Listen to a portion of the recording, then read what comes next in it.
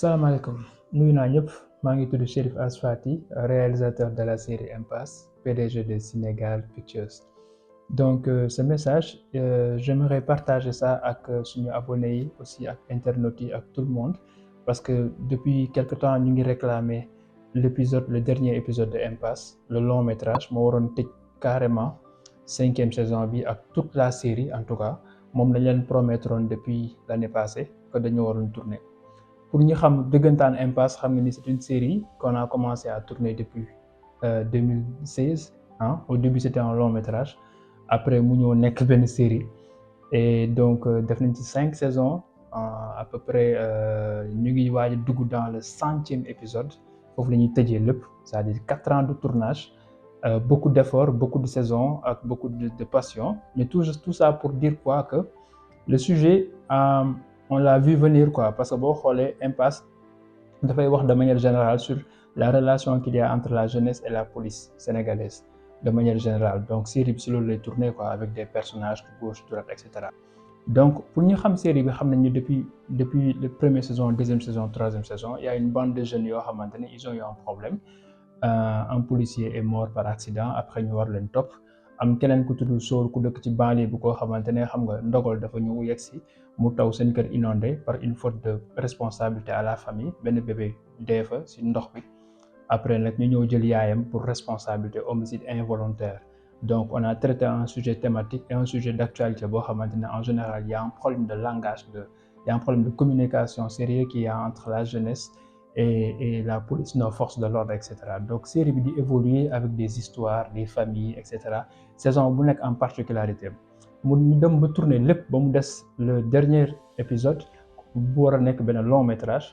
Bon, par la suite, on a écrit tout le scénario, lépp pare quoi en fait ñu waroon ko tourner mais le scénario comme dernier épisode dafay tàng en général et on essaie de régler tous les problèmes de la série tombeek Sénégal nekk ci situation bu doy waar donc du mu fi nekk di leen ko wax ni vous savez ce qui s'est passé au Sénégal ces 2 dernières années surtout 2023 daaw nga xamante ne y a eu une série d'arrestations bu doy waar bu am au niveau du Sénégal ñëpp xam nañ lu xew en tout cas sur situation politique bi crise politique bi ñun nag ñu nekk une série qui est un peu sensible quoi boo xamante ne li xew actuellement yéen a ngi koy gis sax ci temps yi les prisonniers les détenus politiques yi génn di expliquer ku si nekk bu ñu la waxee lan moo tax ñu jàpp la nga xamante ne pour un rien ñu arrêté la pour un rien du tout ñu téye la prison surtout que ñun on avait toutes les raisons d'un peu s'inquiéter de l'équipe boo xamante parce que nous on a vraiment parlé du nœud du problème de la crise de confiance wax nañ ci lépp parce que ñi xam Impasse dëgg xam nañ li xew yëpp actuellement au Sénégal pour la grande majeure partie des histoires Impasse série bi traité na ko. Fu mu toll nii j'ai les résultats de l'autopsie. Super. mooy assassin wu laaj bi. C'est le procureur qui les avait demandé en fait. léegi identifier nañ corps bi kan la. Bon en fait benn nervi la mais au service de quelqu'un que tu ne vas jamais imaginer. On a su venir ce qui va arriver et si loolu lañ toog donc c'était un peu très dangereux d'exposer l'équipe et de tourner un long métrage buy dugg dans le sujet au moment où il y a des séries d'arrestations donc pour question de liberté et puis mais toute l'équipe est au niveau de Dakar au Sénégal donc c'est un peu les exposer par rapport à ce qui se passe bon loolu c'était la principale raison bi tax la série n'a pas eu une suite ba tey pour ñu tëj ko définitivement avec d'autres problèmes yoo xamante ne bon ça arrive dans l'organisation dafay dal ñëpp quoi. Donc pour dire qu'on n'est pas insensible à vos commentaires parce que maa ngi gis régulièrement les messages de notification ku nekk di laaj nit ñi sax dañuy naan saison 6 mais yegguñu saison 6 saison 5 la long métrage dañ ko war a tëj on a d'autres projets yi ñu war a ñëw indi ko il y a beaucoup de projets qu'on doit commencer mais mënuñu song les autres projets tant pour autant ñu tëj carrément Impasse te fu mu nekk nii il fallait que ñu ñëwaat ce sujet bi puisque Sénégal dañ ko dund.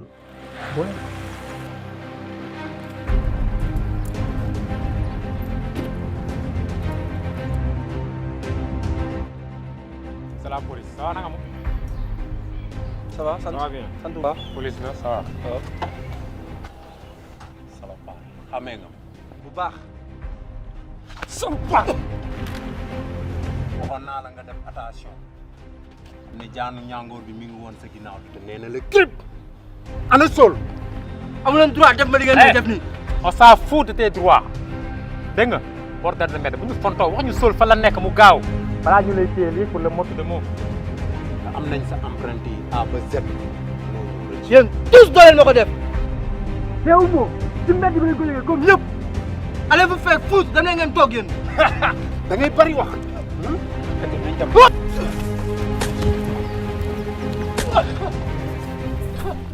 Oh gars yi gis na li ngeen di wax ni yëpp c'est bien beau mais lii c'est pas une question de conviction wala de parole dañu war a lijjanti ay preuves teg ko sur la table loolu C'est la raison. Il faut le faire maintenant. Nous devons trouver l'ambulance El Hadji pour savoir ce qui s'est passé. Parce que je crois que ce qui se passe au poste n'est pas gratuit. On cherche à nous mettre sur la touche, les gars. pourquoi tu dis ça Parce que le recrutement de Nino Brown n'est pas réglementaire. kooku c'est pas un flic c'est juste un indice. mais fii la ñu nekk indique bi ak flic bi lépp c'est la même chose ñoom ñoo yem même niveau d'information c'est pas normal mais am na lu ma jaaxal mooy est-ce que Nino boobu nekkul di liggéey ak keneen. Alors pour ñu xam Nino Brown xam ne Nino Brown c'est un nervi, c'est un spécialiste. Un nervi qu'on a placé dans la police qui est venu pour régler certain nombre de cas dafa ñëw régler ay problèmes personnels quoi. Nino Brown dañ ko indi par force dans la police boo xoolee scène bi sax am na benn scène bu ñu tourné boo xam ne des policiers entre eux ils discutaient entre ñoom parce que j'étais pas d'accord qui est Nino Brown kan moo ko dugal police bi parce qu'il y a une taupe au niveau de la police et c'est les supérieurs qui décident de ça mooy li ñuy wax actuellement li xew actuellement boo xoolee ci biir impasse ci biir Sénégal en ce moment. On parle beaucoup plus de ces nervis qui sont entrés dans la police, qui ont des tenues de policiers et qui sont en train de tuer. Je ne sais pas si c'est eux ou pas, parce qu'enquête officielle à Mogoul, mais on regarde un certain numéro 9, un certain des gens comme je ne sais pas s'ils sont des policiers ou pas. En tout cas, impasse traité nos. Et puis, donc cette histoire de nervis avec la police, impasse anticipé nos quoi. On a beaucoup plus parlé de ça. C'est pour dire que impasse, en tout cas, poser les problèmes des Sénégalais. On a essayé de voir ben angle, ben thème, ben affaire boo xam ñu ngi koy dund chaque jeune ñu ngi koy dund beaucoup de jeunes sont arrêtés arbitrairement beaucoup de jeunes ñoo xam ne dañ leen arrêté sans pour autant mu jaar yoon ñu bëri dañ leen collé motif aussi bon waxuma ni defkat amul de mais ñu ci bëri nag bu ñuy xool police par rapport ak yenn arrestation yenn abus yenn liberté yi c'est un problème très sérieux au Sénégal te ñun on voulait représenter la jeunesse en tant que des jeunes sur un problème crucial dans notre pays moo tax ñu def la série Impasse. Bon deal bi lu yomb la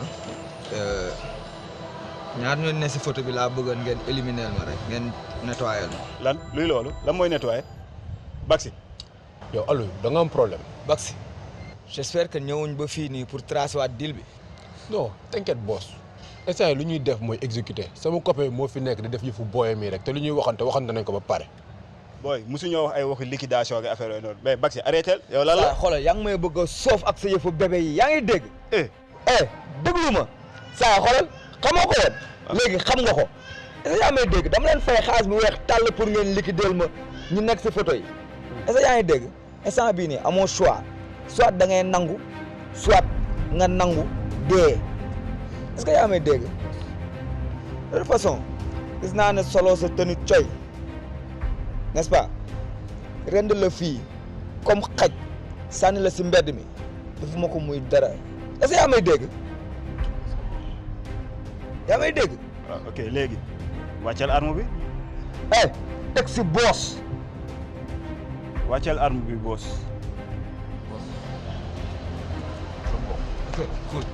donc pour revenir et dire que saison 1 bi am na particularité lu muy traité 2 bi aussi 3 bi 4 bi ba 5 bi nag moo nekk la dernière saison et il nous reste que le dernier épisode à tourner le long métrage et bu ñu bindee le long métrage bu xaw a joxe les premières scènes dafa xawoon sap trop parce que c'était très un peu à mon avis un peu dangereux de poser le problème de le tourner et d'exposer les acteurs surtout quoi on ne sait jamais et bon on voulait pas trop prendre ce risque on pouvait pas aussi très communiquer sur ça. C'était le principal problème. Bon, il y a eu aussi d'autres problèmes d'organisation, ça c'est un peu interne, etc. N'empêche, c'est pour dire que impasse mu ngi ñëw instant bi nii ñu ngi sant yàlla parce qu'il y a un dégel dans la situation, dans la crise politique. Nous voulons les libérer. On n'a pas dit que les arrestations sont arrêtées, et tout ça. Il y a toujours le problème, le monstre est toujours là. Ce que j'appelle le monstre, moi, cette envie de vouloir abuser sur la liberté des gens, sur les droits des gens, est toujours existant. Même si on change quelque part de président, parce que notre prochain, l'actuel président, il ne sera pas là, les gens qui sont descendus sur le terrain pour faire des ils sont toujours dans l'administration sénégalaise. Ils sont toujours dans la police, ils sont toujours dans le tribunal. Ces gens sont toujours là. Il faut faire très attention. N'empêche, nous devons faire des. Mais pour la série, fiction, ça raconte une histoire. Même si il y a une relation entre l'irréel et la fiction, on ne voulait pas prendre trop de risques. Donc, pour vous annoncer que Impasse dans les semaines à venir, très bientôt. On ne veut pas encore donner de date parce que nous sommes ici dans la production. De remercier tout le monde, tous ces gens qui continuent jusque-là d'envoyer des messages privés et des notifications sur la série pour demander qu'est-ce qui se passe. On veut Impasse, on veut Impasse. Impasse de nous, en tout cas, enfin pour nous, peut-être en beauté.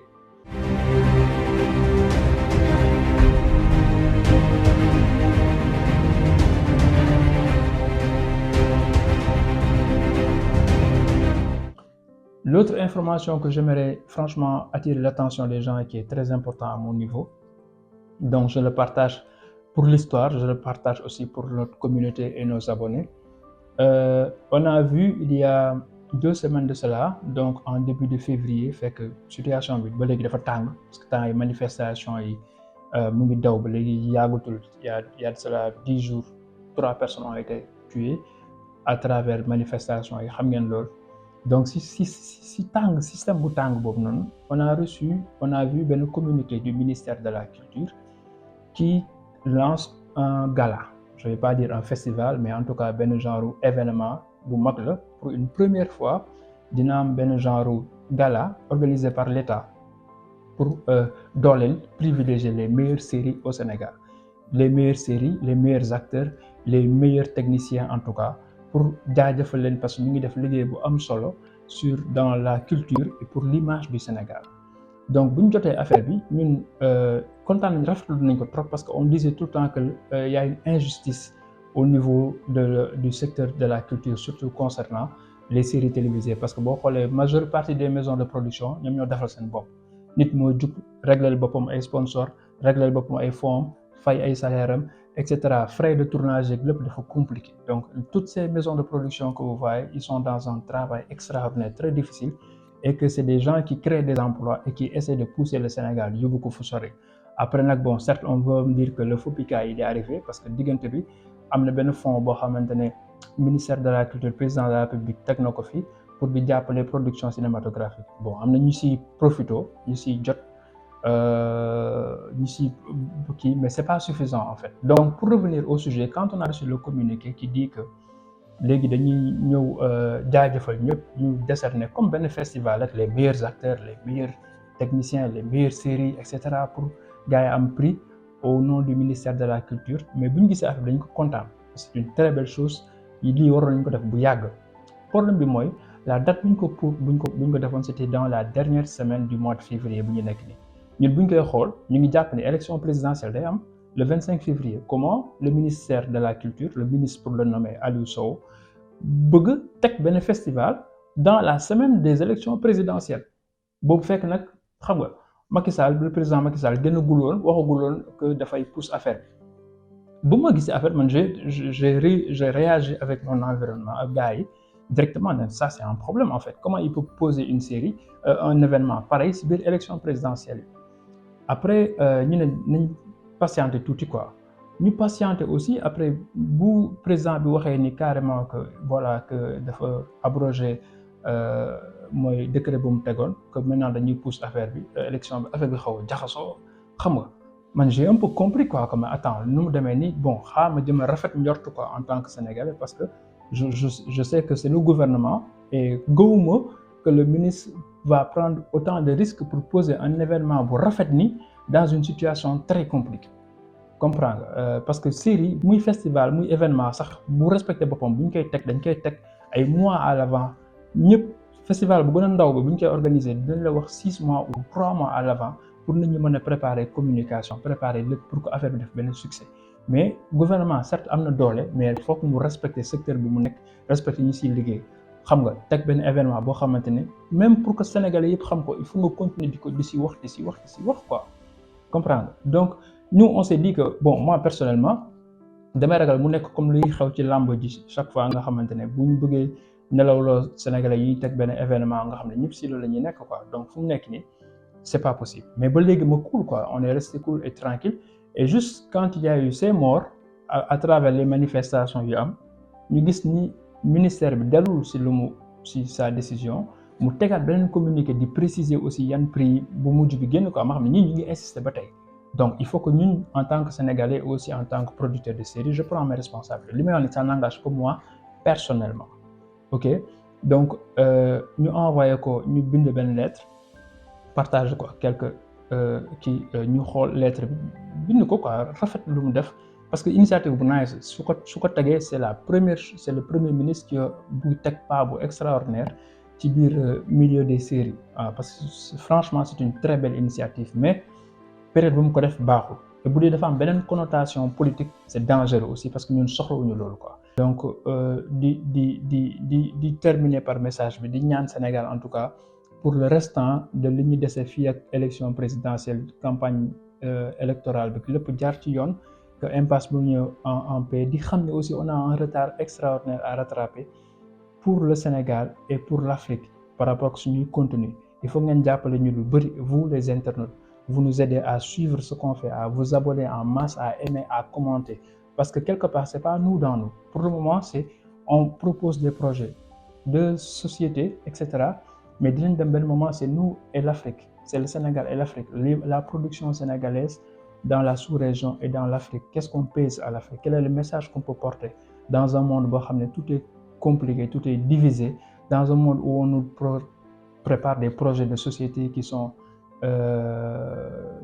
très critiques xam nga Sénégal foog mu am son mot à dire même bu dee le gouvernement a sa propre politique étrangère ni la gisee diplomatie bi sa diplomatie doit être matérialisée par un soft power mooy des séries yoo xamante ne aussi dañuy wone ñun Sénégal lii la ñu aadawoo boo demee Coupe d'Afrique lu ñuy wax le Sénégal le pays de la teranga parce que on est reconnu comme étant un pays avec un sens ouvert dans l'accueil dans l'hospitalité et tout loolu dafa war a fës ci suñuy série il faut que ñu jaay suñuy série à l'étranger il faut que ñu génn en Afrique ñëpp di ko xool ñu koy sous-titrer di ko doubler en plusieurs langues di wone lii lañ mën te loolu pour que ce soit possible il faut que vous les internautes vous les abonnés ngeen di jàpp ci production bi di jàpp di aimer di commenter di pousser di motiver di dimbale ñu am aussi des leaders autorités yi xam ne dañu dugg di ñu jàppale par politique mais di ñu jàppale parce que xam ne nous sommes des ambassadeurs du Sénégal aussi di leen jaajëfal di leen nuyu ñëpp di leen wax à très bientôt